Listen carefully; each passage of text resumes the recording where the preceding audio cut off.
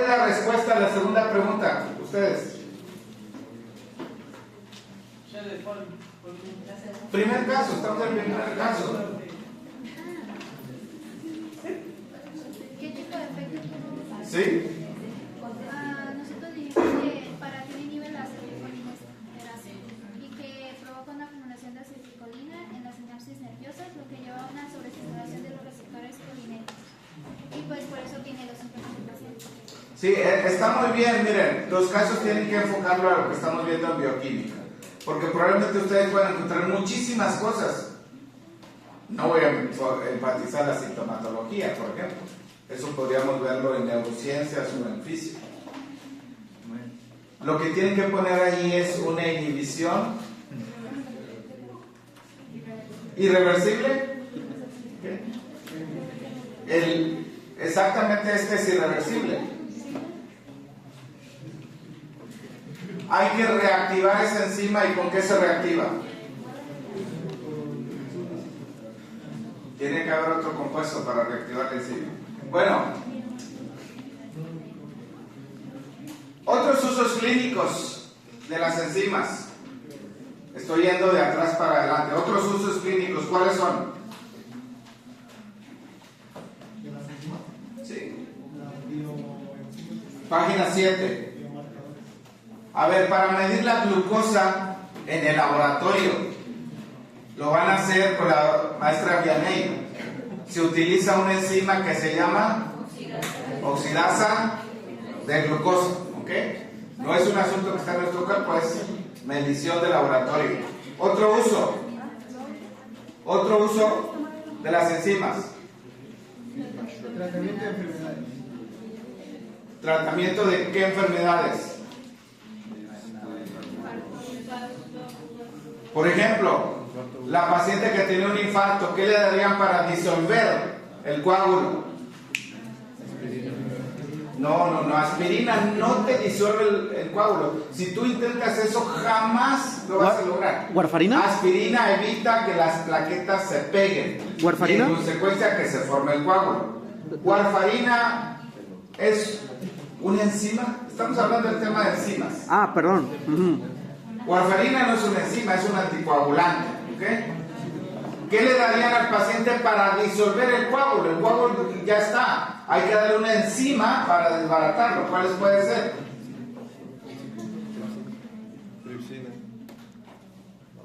Todas las preguntas pueden contestarlo con lo que vimos aquí. Puede ser el activador tisular del plasminógeno. Es una enzima. Rompe el coágulo. Vamos a ver más adelante cómo se forma. También hay otra enzima que se llama streptokinasa o streptosinasa. Diagnóstico de enfermedades genéticas o infecciosas mediante PCR. ¿Escucharon en COVID la prueba PCR? Pues esta es. ¿Sí? La polimerasa se amplifica copias del DNA y pueden identificar los microorganismos aunque estén el DNA en pequeñísimas cantidades. Ok. Las enzimas se liberan, bueno, en la sangre hay enzimas que siempre están ahí, tienen función en la sangre. Por ejemplo, los factores de coagulación. ¿Cuáles factores de coagulación hemos hablado?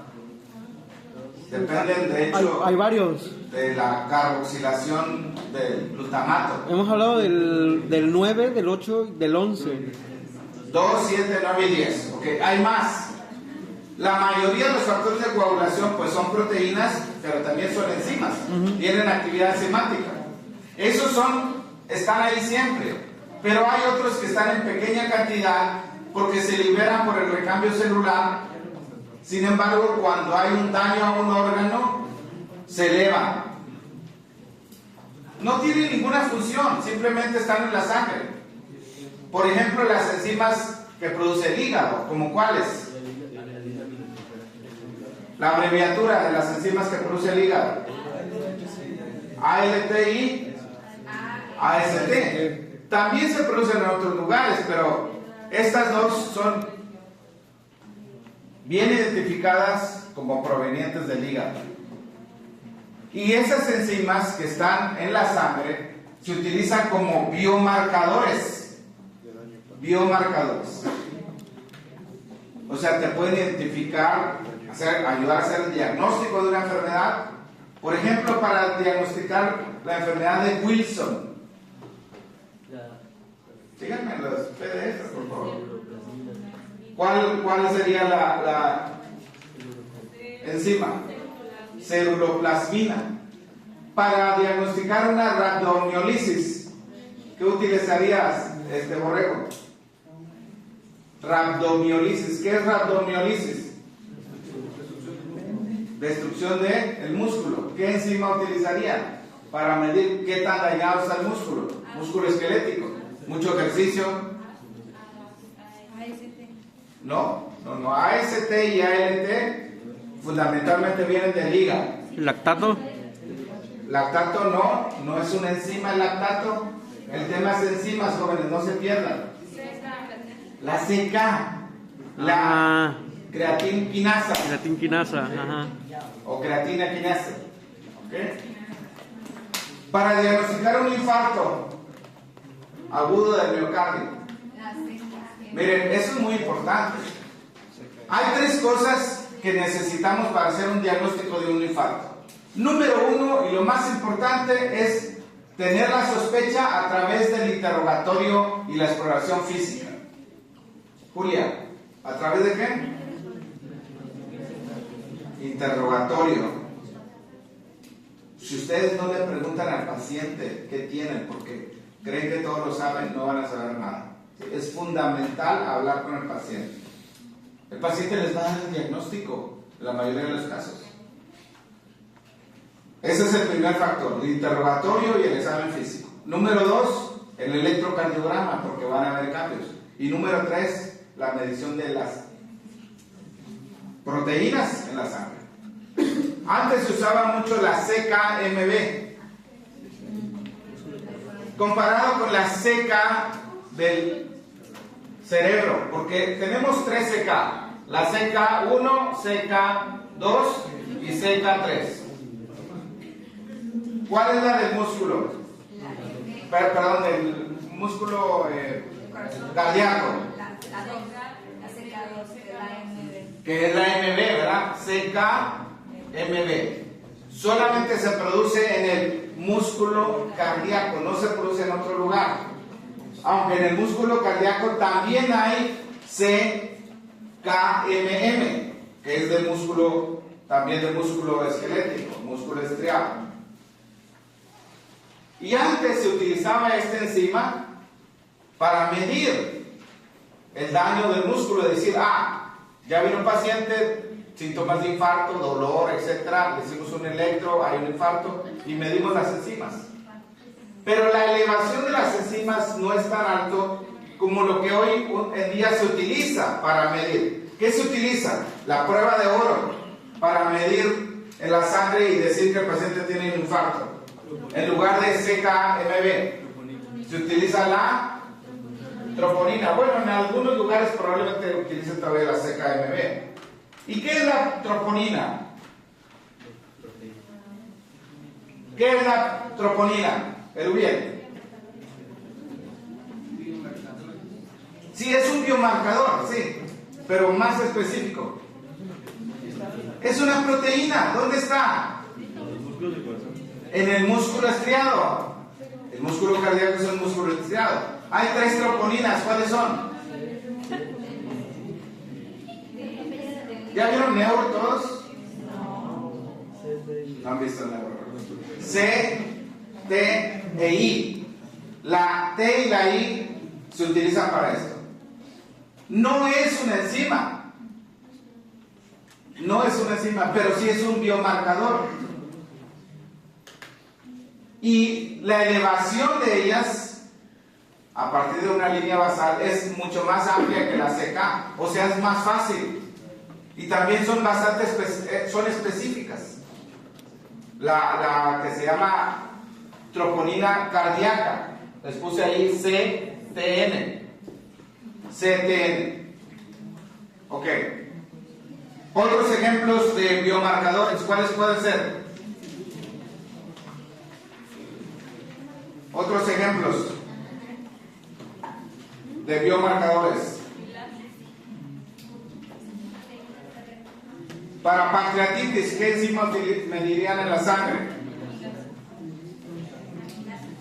La amilasa. Miren, la medición de las enzimas requiere hacerlo en un momento oportuno. Tú no puedes pedirle a un paciente con dolor de un infarto, pedirle una medición de enzimas 2 semanas después. O sea, no te va a ayudar eso. Siempre hay una ventana que tienen que aprovechar para medir en ese momento a la enzima que estás buscando. No la puedes medir en cualquier momento. Muy bien, en cuanto a mecanismos de acción, ¿cuántos mecanismos hay ahí? ¿De cuántos les puse? ¿Mecanismo de acción qué es? ¿Qué es el mecanismo de acción? Toda la cadena de procesos que se van a llevar a cabo para que surja efecto la enzima. Recuerden que en el sitio activo los aminoácidos de la cadena lateral, o la cadena lateral de los aminoácidos más bien, juega un papel muy importante, pero también hay otras cosas que participan. El sitio activo es el lugar donde ocurre la catálisis. Y el mecanismo se refiere a cómo mecánicamente lo hace. ¿Cuántos mecanismos hay? ¿Cuántas estrategias? Proximidad, ácido básico, tensión, o sea, donar o liberar protones, tensión, algo mecánico, o formar enlace covalente. Eso es todo lo que voy a decir de ahí. Isoenzimas, esta parte es muy importante. ¿Qué son las isoenzimas? ¿Qué son las isoenzimas?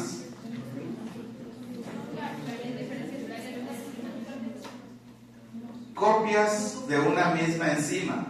Actúan en la misma reacción, pero tienen pequeñas diferencias físicas, los aminoácidos, y también tienen bastante especificidad del tejido donde se producen.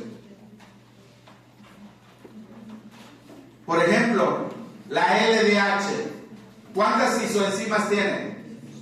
5. LDH1, LDH2, LDH3, LDH4, LDH5. ¿Cuál es la que es más específica del corazón? Ahí están las notas. LDH1, ¿sí? LDH1 es del músculo cardíaco. La de los eritrocitos, ¿cuál es? LH2. Entonces, esas isoenzimas permiten identificar, pues, de qué tejido viene. ¿Sí? La producción de lactato, por ejemplo, en el eritrocito es muy importante. Vamos a ver ese tema más adelante. Así que, jóvenes, pues ya se acabó. Nos vemos mañana. Permítanme un momento porque se supone que hay 3 personas